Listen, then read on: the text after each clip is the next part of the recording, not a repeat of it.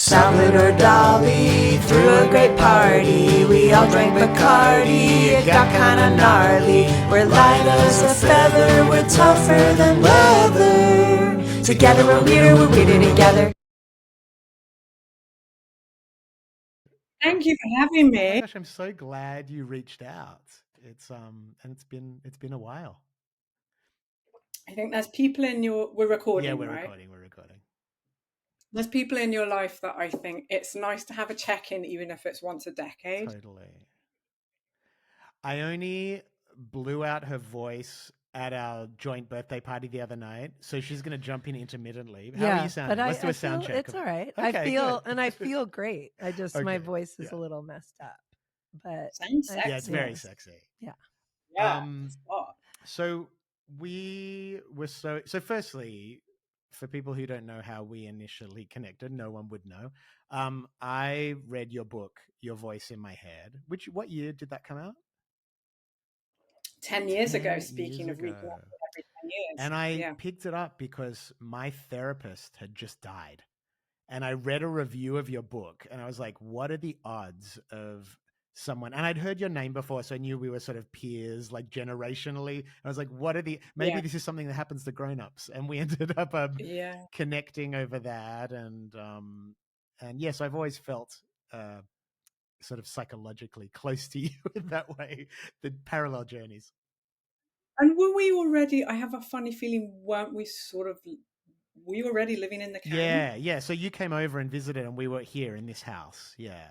Yeah. And you, so, okay. So when does this book come out? Busy Being Free. Is it out?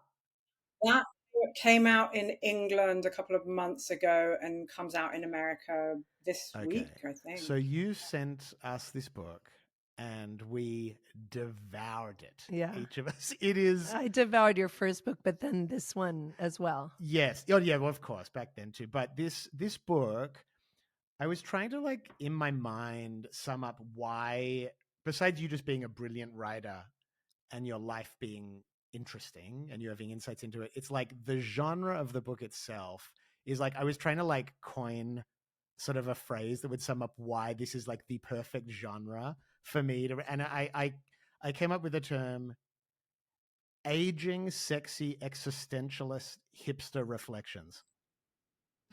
I mean, yeah. Which is where we're at, right? Yeah.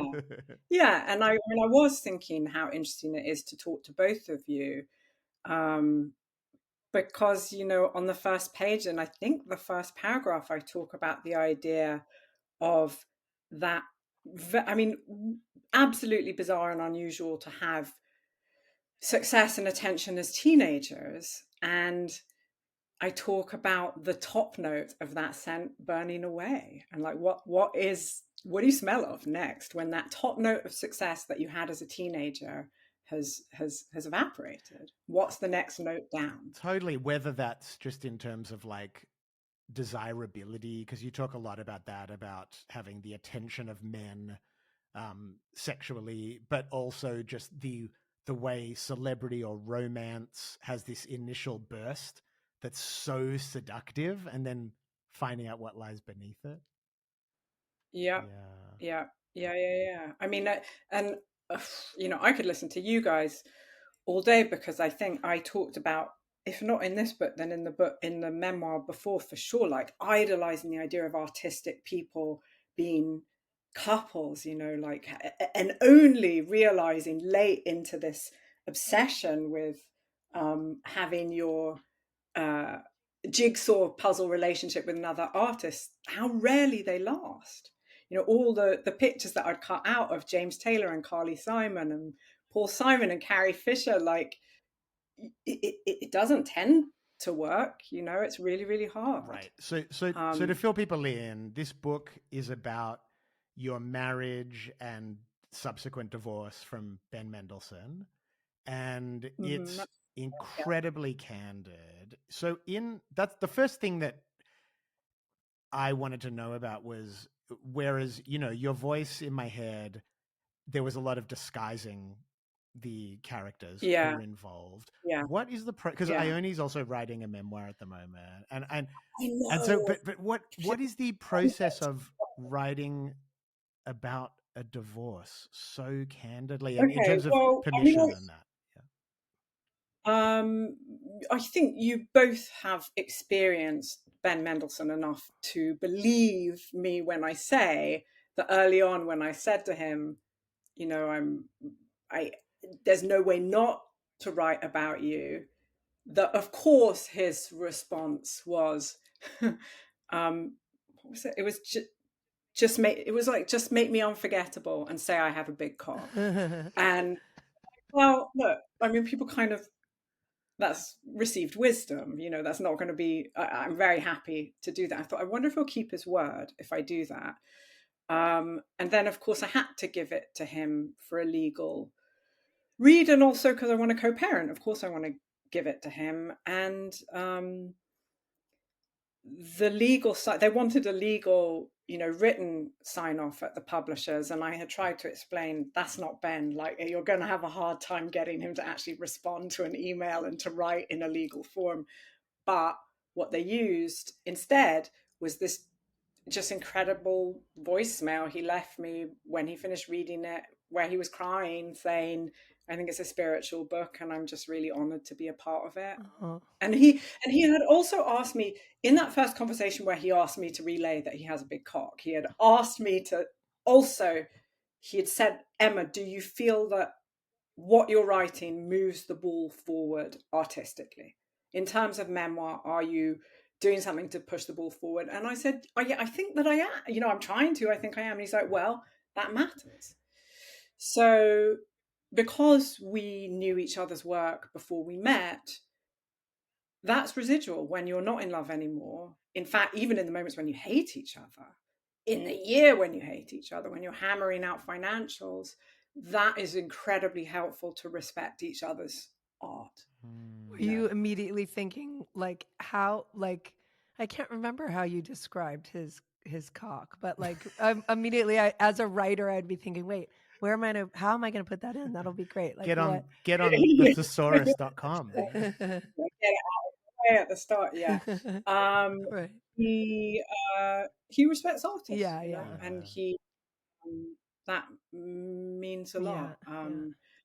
And it gives me something useful in the moment, in the inevitable moments in a divorce of just like loathing the other person, of being like, there is beauty in there because I've seen it on a screen, So were there parts that he asked you to take out? He'd asked me to keep our daughter to a minimum, which, she's so charismatic, as you can feel from the book, that's hard just because you want to put more of her in. But the little of her that is in there, he went to her, and I guess she would have been 8 when he did this, when I gave him the finished copy. And he said, Mum says this about you in the book. Are you okay with it? And she said, yeah. And so then he said it was okay. Our kids are older, but I do think it's going to be really interesting for both of them when they read your book or hear about it. I just think no matter how close we are and transparent we try to be with our children, the way we would write artistically about our lives is not the way we talk to our kids. It's got a level of, realness. There's that thing that's so difficult for children to understand, and in fact for parents to accept, which is that we're not the same person, because so much of the time it does feel like you're literally part of each other, parent and child. And she or your children probably wouldn't recognize the description of themselves because they're not you. And that sort of it's beautiful, and it's painful for both of you. Like I was thinking about how one of the things about the book is it's sort of, sorry if I'm jumping ahead, but it's a lockdown inside a lockdown, because I filed for divorce. I feel like we filed for divorce the week that Trump was elected, and so the two events became very strongly associated in my mind. And I realized after a little bit that I had ridden through my life on a surfboard of romantic obsession since I became sexually active when I was 16. And there had not ever been a recalibration of like, okay, well, I'm not 16 now. I'm middle-aged now. I'm in my 40s now, or I'm 40 now. When I wrote it, am I still into what I was into? Do I still like the kind of guys I liked? Am I still turned on by the same thing? And to figure all of that out, I need quiet. So I took this vow of celibacy that would last the term of Trump's presidency. And I didn't have sex or date or hold anyone's hand except my kids until Trump. So poetic. I love that. But then the lockdown inside the lockdown is, so you have the lockdown of celibacy, and then you've got the lockdowns of the pandemic while I was in the celibacy. And that was kind of perfect. I'm so loath to say it because obviously the pandemic was so devastating. The shutdowns were so devastating psychologically, economically for so many people, especially for artists. But for me, creatively, those proper lockdowns that we had here in London, where we were allowed one mandated walk in the park a day, were epically creative because they felt like a wormhole. It just was time that was once in a lifetime, time that you'd never get again.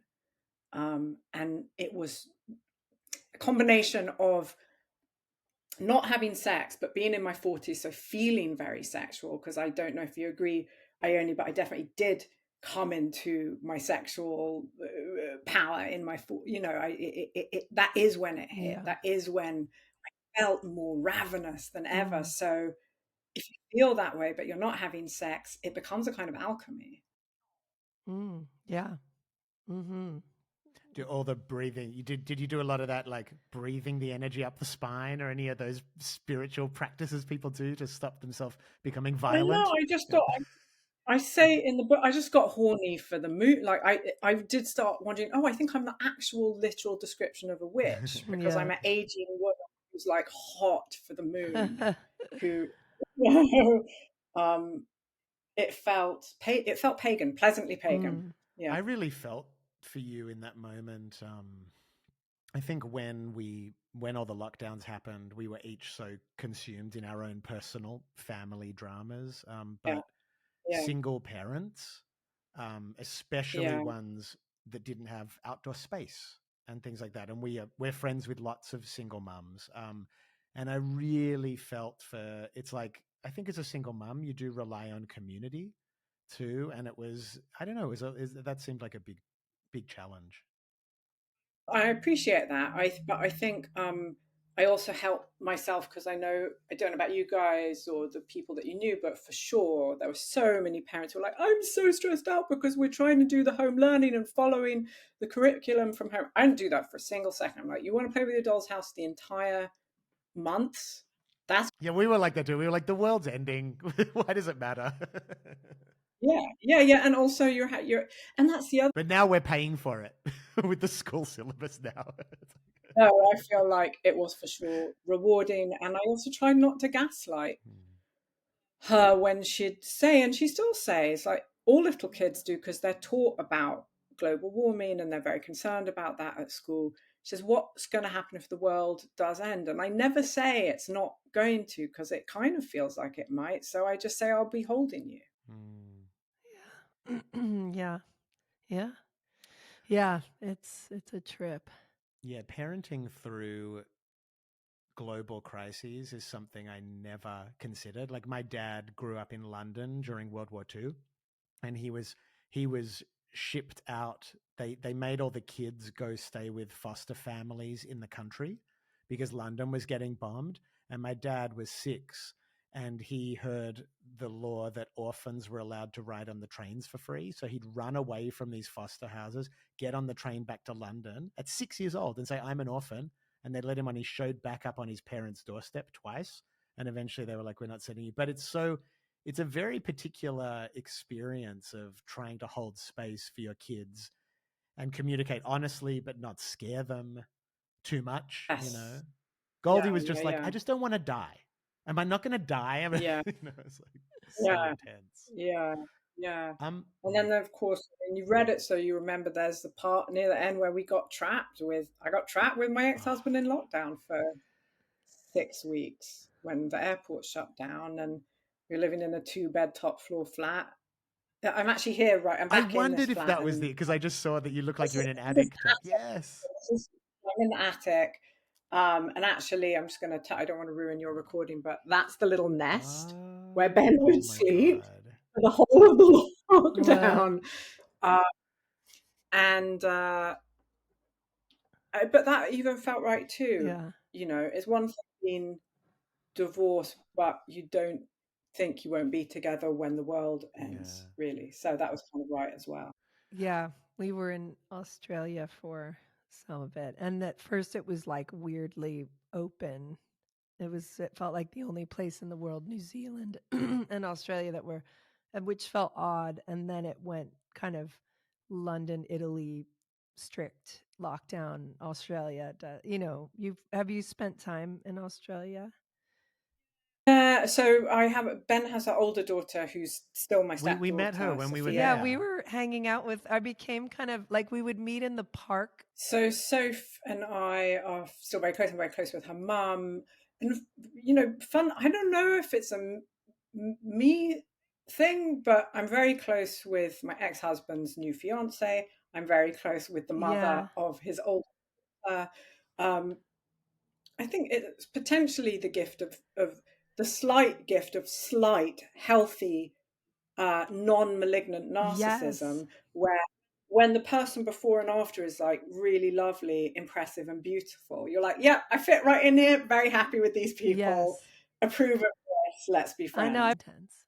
I think a massive theme for me of this book was about the type of romance that is full of these like grand poetic gestures, and how exciting they are, but how, like you said, and I think artistic people are really prone to that. And I don't mean to compare this at all, but I just watched the Kardashians, something of Travis and Courtney, and having like a million flowers on the beach, and and it's like a certain type of personality that needs to like the whole world to know when they're in love and wants it just to be perfect and idyllic, and how that flame burns, and almost like it's weird how like this almost resentment can come in after for the person.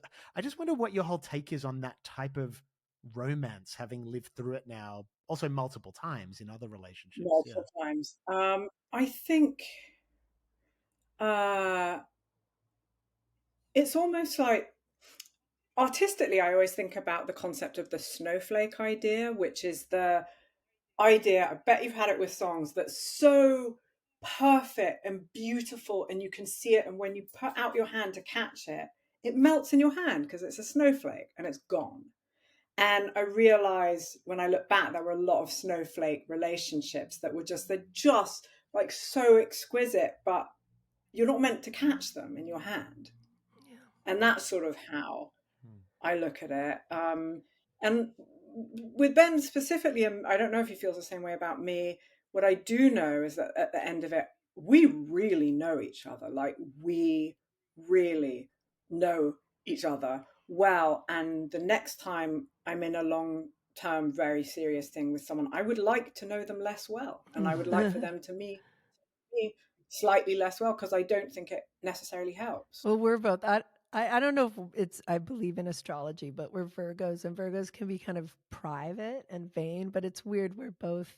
No farting in front of each other. I don't That's know. like We both have Virgos this like getting into that. vanity that but we definitely over the years we do know each other now. But there is this sort of privacy that we have. But I don't know. I was also intrigued with. Oh, sorry. Go ahead. No, I just said I think that's a beautiful thing, and it's sort of a expansion on the idea of like husbands and wives having different bathrooms. Wouldn't that be the joy if everybody could have that? And yeah, Yeah, I was really. I think one of the things that's interesting though about your guys' romance in the book, and it's good to keep remembering that it's the book, because it's obviously you know um, you shape it as a story, but the note you guys give each other on your wedding day, that's like the get out of jail free for being awful to each other. That's like, is it like say, Oh yeah, it's the business cards. I just found them the other day. Oh, I wish I'd known you were going to ask that because I would have pulled them out. Business cards I found at Book Soup in LA that say I'm being a dick and I just can't stop. oh, so it wasn't something you came up with. It was something you found and you thought, oh, that would be. No, it was something I found at Book Soup, and I said to Book Soup, "Can I order 50 packets of these for our wedding guest?" And that was the wedding favors. Because there's self-awareness in that it's not a total delusional, because totally delusional fantasy of romance is that you'll never fight. So I thought that was a very telling moment in the marriage where you kind of, there was a level that you were in reality that it would be difficult. Or was it more just a cute thing? Or no, or it's too far the other way, and people who had fought that much already had no business getting married. Right. You know, Ben says we were really brave and we were really stupid. And I think there's something in that, you know. And yeah, it's also, I'm sure you've both been through this with love stories as well. There's something sort of exquisitely, almost deliciously painful when you're associating either an entire city with a love story, let alone a country. Like, you know, I've been back in the UK since I'm back in London, which is the source of all shame, because you leave the place you grew up in because it wounded you and you go somewhere else. Yeah. And to end up back in that spot and go, am I big and tough enough and grown up enough to be in the place that made me feel unattractive and stupid and gross and broken and all of those, it's very humbling things. And yeah. And I think I'm here for a reason. But I think about LA when people ask me if I miss LA, especially when you're in Europe, like they're so snotty about LA. And I just think it's such a magical, beautiful, amazing place. I actually think there's something specifically energetically powerful about cities, places that get earthquakes, places that and it's not necessarily, I'm not saying it's a good energy, I'm saying it's a palpable. Is this ley lines? Are we talking about ley lines? No, okay, just like Mexico City. Okay. Yeah, Haiti is famous for great writers, and I just think San Francisco, I think there's something to that. But then on the other hand, for me, the key to good writing is being in movement. So I did always find it hard to be in a car city, because if I'm in London and I'm in any way stuck, none of the writing happens at the computer. I will take a day and try and make sure I have as many different modes of transport in a day as possible. I will walk to a bus and take the bus to a tube and take the tube to a train. And I swear by the end of that, I've fixed whatever I was stuck on in my writing. Yeah. Something about a car is not like a train. Yes. Thinking. Because like you can't interrupt it and jot anything and down. Just, yeah, there's something about, a car does not make you feel like writing the way walking or a train or something does. Is I don't know, how deep are you into writing the book? I'm sort of in the beginning, like, a couple months. First 3 or 4 chapters. Where, I mean, are you finding those funny moments where your own life did or does lay out in structure, you can follow almost like a screen structure without having to invent it? Yeah, for sure. I mean, you mean like thematically or just like, yeah, for sure. And I'm definitely going to discover more, which I'm excited about and I'm ready to. But I just was writing about my like junior high. I don't even know if I'm going to get to my children. I think it's going to stop pretty early, but my junior high was very much like that movie Heathers, like we had the Amy's I was like a Jewish girl in a Catholic school with the Amy's, and we went to take our kid to her new school family night, and one of the Amy's was called Fiona, which is also a Catholic school. I know, which is really, she's like doing the thing that I'm doing, which is so funny because she bought a little. She's not getting religious at all, but she bought a cross from like. What's the only jewelry they're allowed? No, but it's not that. I mean, it's actually more religious. But anyway, it's a whole funny thing. But I bumped into Fiona, one of the Amy's, because there was Amy, Fiona, and Candace, and I was like, had just written. That was What's kind of like the funny. magic, the way sometimes the world feels like it's interacting with your creative process when you get deep into a project, you start, yes. Yeah. I mean, a lot of this stuff, I was worried, I've, well, not, but I do have a ghostwriter, and she was really pushing love addiction, and I was like, I'm never using that word, love addiction, like, but of course but that's one of the things. But yeah, I mean, I think it's going to help with my marriage, my first marriage, I think, because one of my mentors, one of the things that's already happened is his sister, sort of the what's it called, the proposal got leaked to Page 6, and I was sort of like, thought, oh, that's good, I guess, because it made the bidding get higher. But my ex my ex mentor, now my old sister-in-law from my first marriage, sent me the meanest emails and like was like, you're above this and all this shit, almost like, I don't know. And it was like really rough because I wrote back like, this is a Page 6 thing, please have some faith in my writing. It's not going to be like, I'm not going to trash people and blah blah blah. But she double down and wrote a like meaner email. But anyway, it's helping me get over I would always put my ex-husband on this massive pedestal. And I'm seeing a pattern in my family where we need approval of our partner in a way, not just validation, but like wanting them to just, they become this just amazing person, and I want him to think of me well, and I feel so bad about the marriage. And so it's sort of breaking that fantasy a little, like he's a person, my ex sister-in-law is a person. So yeah. But speaking of all this psychological stuff, are you just naturally analytical? You're like, not only is your writing just so, the level, like I have to sort of put it to bed that I'm Truman Capote, because I am not, but I want to be, but I'm me, right? But you're right. You're like a proper writer, and your writing is brilliant, but you're just so astute and analytical. Like, you're just naturally.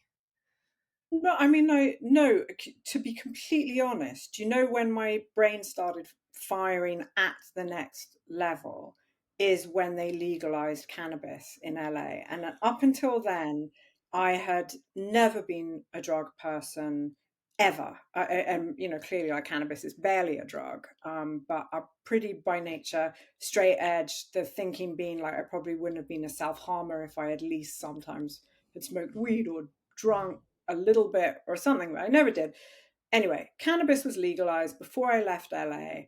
And I was like, well, I'm 40 now. I'm not going to turn this down in like gummy sweet form. And it really works for me. I don't overload it, but every time I'm in LA, I stock up. Note to customs officials for your next inbound flight to the UK. And my brain's worked much better ever since I did that. And like I say, it'll be like just every couple of days, and I'm a lightweight and I'm 5'1", so it's like a quarter of a gummy. So in terms of being analytical, I've been able to make much clearer, more concise and precise sense of things since that. Yeah. I don't know if that's the answer anyone's looking for, but I would say you mentioned Capote, who is one of my top 5 of all time, and the Capote secret is that in your head, when you think about Capote, the writing, the prose is so lush and southern and musical. When you reread it really carefully, it's incredibly spare. It's very he uses far fewer words than you think he does. That's my top tip to anyone trying to write, is say, if you can say what you mean to say in as few words as possible, you're doing well. And I think that's why I always come back to my favorite lyricists over and over again, or even how much I enjoyed when comedians who hadn't been funny in like 30 years joined Twitter and had to be funny in 40 characters. And then you got like Steve Martin being genius, Albert Brooks, genius, you know, better than anything they've done in decades. So yeah, just take away words, say less, you know. That's amazing. Yay. Something you said before, you were talking about looking at your past marriage and the way you would idealize partners. And Emma, you have several passages in the book where you talk about this, and I really wanted to hear you guys compare notes on this. But you know, that amazing bit where you're talking about like Joan Baez and Bob Dylan and how you wanted to be Bob. You didn't want to be Joan Baez. And it made me think of, you know, I studied in high school. It's funny, the things that stay with you. There's one poem we did in high school, this Yeats poem, Leda and the Swan, that, you know, is about Zeus coming down as a swan and raping Leda, and how it's this part of mythology. And the question at the end is basically, what did she get out of it? And I just think this question of being a creative powerhouse of a woman, but it's so much more societally acceptable to become a cheerleader for a man who's a creative powerhouse. Oh, look at your cat. I thought that was very powerful. Thank you. And I have continued to think a lot about Joan Baez post-divorce, because she did get Diamonds and Rust out of that. And she was important and powerful before she met him.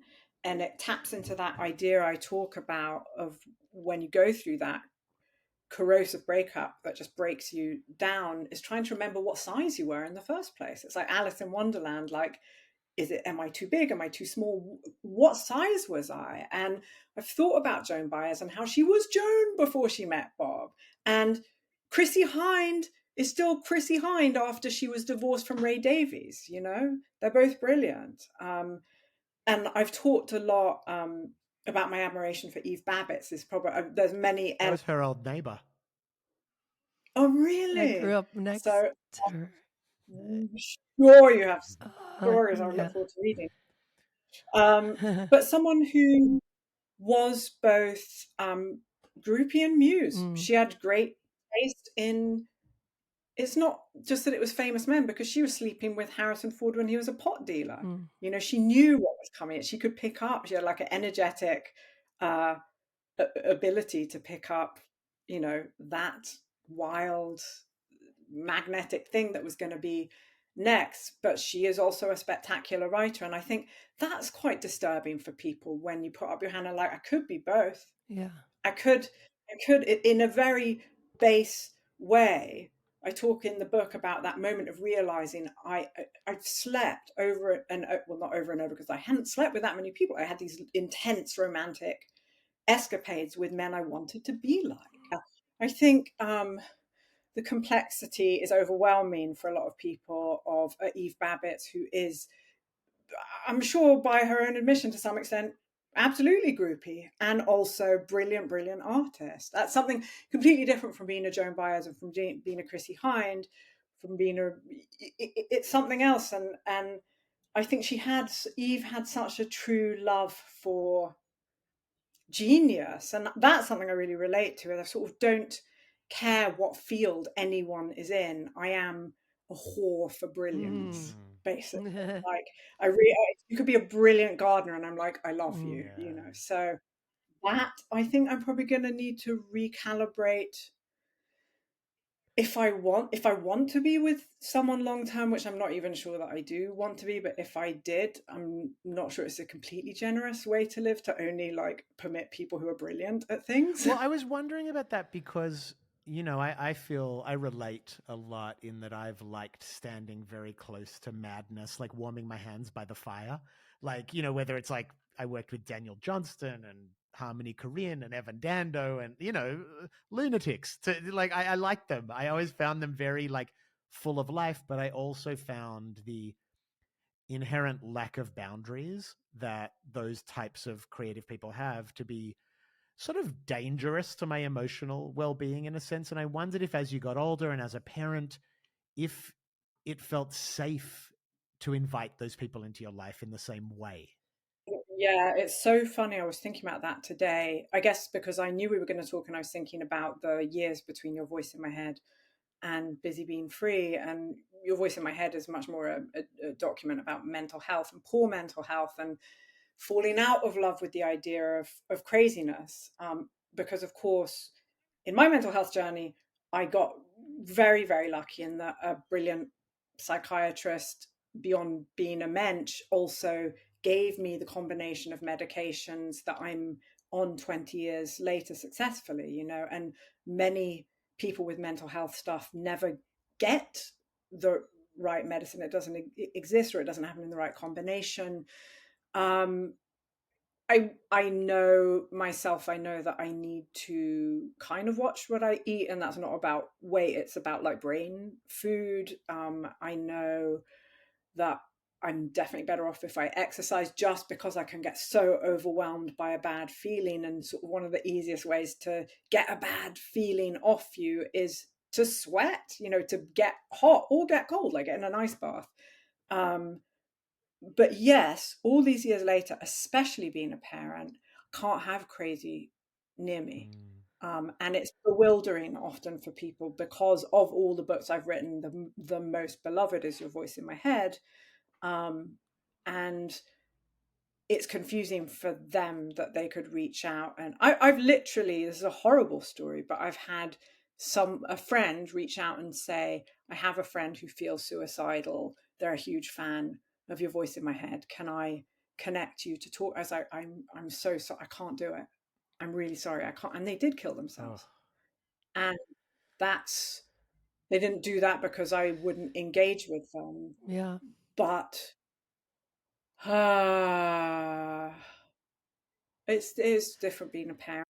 Yeah, I know the sensitivity to things like that. Like sometimes I can take it and sometimes I can't. Like we have a friend right now who's going through a lot and I just it's like it's not so it was like not was it worth it? I couldn't sleep for like 3 nights after talking to her because it was a lot. It just and then sometimes I find I can take in things that are a little more intense, but yeah, with meeting Ben, I really responded to his sort of health and a certain type of health because you sort of went off the deep end I got my own issues with but, going into cults and all of that for a while, but there was a sort of I brought some new issues that you hadn't dealt with I yet, which know, was exciting. Yeah. but it was I did not believe that you could have a dynamic sexual like relationship with someone who is artistic who is also healthy, but I saw these like self-help books with couples that looked really like terrible to me, but they were like, we love fucking and we also are healthy, and I'm like, that doesn't exist. But I thought if that might exist, and I opened up, I don't know though, because I have no idea what um happened where I got to be with someone who was like creative and interesting but also healthy. I have no idea. Well, I think you opened up to it. I maybe, but I That's the still idea, you know? It's I like, don't want to believe like there was some thing I followed that I could do. But anyway, so far so good. But anyway, it was kind of worked out. But yes, it's true. Sometimes you can't get on the phone with, I don't know, it's hard with people who are in a certain space is it's not that I feel like I'm going to catch, but I do like sometimes I walk down the street and if someone has if they're talking to themselves or something, I've always felt like I can catch that. I can catch, like, I didn't want to do LSD because I was like, I'll be schizophrenic. Like, Yeah. it's called being Jewish. That we think about everything. Yeah. And for me, the way I see it is this idea of a trapdoor in my brain that I've had so many good years. I have nothing bad psychologically has happened. I mean, the dark times have been reasonable. You know, it's things that I've gone, well, I'm right to be this upset or to feel this crazy about this. And I get scared. The residual is because my problem was much more with mania than with depression. If I feel ecstatic about something, there is always that awful tiny little voice going, are you having a manic episode? When in fact I'm just overjoyed, Yeah. you know, and beautiful and wonderful. And that's a bum. That bums me out. Just the idea that, is there a trapdoor in my brain that could just give way if I tread on it wrong? Do do you still have, you know, you directed a feature? Do you still have ambitions in film or in other mediums? Yeah, I do. So I made a film called Untogether that I wrote and directed that was all set on foot in LA, because my experience pre-Uber as someone who didn't have a driver's license in LA, I just saw such a different side of the city, I felt, and I wanted to get that on film. And that starred Jemima Kirk and Lola Kirk, Jamie Dornan and Ben Mendelsohn, my ex. And I loved doing that. And something I especially loved about it was the edit, was the idea that you wrote a film and then the film you made is a little bit different, and then you can make something else in the editing suite. That was pretty glorious. I am adapting Busy Being Free, this book, as a television series for a company called Bad Wolf, who make Doctor Who and who make Succession. Awesome. Congratulations. Uh, yeah, and I, of course, would love to direct an episode of that. Go for episode 4 or something. You know what I mean? Yeah, exactly. Yeah, yeah, yeah, That's awesome. yeah. That's great. And I definitely would love. I would love to work again with Jemima Kirk, because I feel she's sort of I don't know, I guess as Meg Ryan was the avatar for Nora Ephron, I really enjoyed having Jemima as my avatar, because she also looks like the much, much more beautiful, refined version of me, which is like, I can completely go. I even gave her my hair. I can go with that. Like Christopher Nolan gives every actor his haircut I in all love of his that. movies. I love when like Jane Campion did something at Room at the Top where everyone had like gray hair and Long grey hair.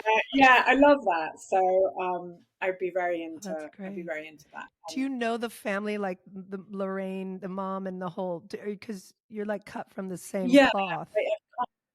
right. I've come to know Lorraine a little bit through the girls. Uh, Yeah, and I love with Lola Kirk and Jemima Kirk, I something I'm crazy about with them is that they're both so delicious, but they're so different. And when I was searching in my brain for, they were giving me a sense memory of something. And I suddenly realized after the film was finished, it was the first time I saw Rocky Horror Picture Show. One of them is magenta and one of them is Columbia. So Jemima is magenta, is like the goth with all the big crazy hair. And Lola is like the all American tap dancing kind of. That's amazing. I'm We bumped into Lola recently at we went with Soko to it was like a queer aerobics class that's like really happening on the east side, where it was amazing. It was really fun. It was, Yeah, that family like is hip, very easy to fall in love become with. enamored with. Well, actually, you tapped into something. Speaking of weirder together, I noticed, and they really exacerbated this for me, when I'm attracted to someone, I'm attracted to the entire family. And I would include in that, like, I'm attracted to the grandma, Yeah. all of them. Yeah. And that is something really Yeah, interesting. Ione's writing about the Zappas at the moment, about because she grew up in their household, sort of, you know, and it's a lot about that. It's about the whole family. just Yeah, having this between the energy. whole family, I fooled around with both the sons. I had like heavenly creatures with Moon Zappa. I was like hunting down Frank because he was like hot as hell and like mysterious. I was Gail Zappa's daughter. Like you get what was I don't know if it's You want to be adopted, if basically. it's Brideshead Revisited, but there's one great book that has a great line about falling in love with the whole family, like not Brideshead Revisited, but that idea of infiltrating or like falling in love with the whole family is so romantic and I love it. It's great. Amazing. Yeah. Well, I just want to encourage, like, in the most heartfelt way, that everybody listening or watching this pick up this book. It is juicy. I mean, it is like, I mean, listen, this is a bad thing, but you know, The Guest. I was reading The Guest, which is like the hot book. are you this about to summer. diss The Guest? Yes. Okay. I stopped reading The Guest and I was reading both, and I was like, I like this one. This Also, is the one where else are you going to read about Ryan Gosling moving a baby change table? Oh, that was a. Do you want to hear that one? Yes, Quickly please. before we go, that was a very good one. When I was heavily pregnant, and Ben was trying to move very heavy baby furniture up the stairs. What is it? The changing table, like a big proper oak heavy thing, and he's like, "Fuck's sake! American men are such fucking poofters. I'm never going to get any fucking help from any American." He's like, "Ryan's Canadian. I wonder if he could." But then he and it turned out that Ryan Gosling got his mover's license when he made Blue Valentine. When he played a mover in Blue Valentine, he got his mover's license. So he came and moved the baby furniture expertly, I might say. Left a bit, right a bit, just take a turn on this corner. Incredible, yeah. And I also want your listeners to know that I am at Vroman's Pasadena on the 23rd of October in the evening, if you're... Wait, what's happening? I'm reading from the book. I'm doing it amazing in LA on October 23rd. Ben's putting it I'm putting it in my calendar. I'll be back from Australia. That's great. Okay, amazing. Ione, if you want a reader, I'm dying to read your memoir anytime. Oh, that would be incredible. I feel like I got a mini masterclass from you already, so I will. Well, thank you so much thanks for sending this, and just so good to reconnect with you. I feel like family or something with you. Like, I feel very close to you. Do you want to say, our audience are called the Beautiful Babies. You want to say farewell to them? Farewell to the beautiful babies. Mom, you're That was embarrassing me. perfect. That was perfect. Together we're weirder together.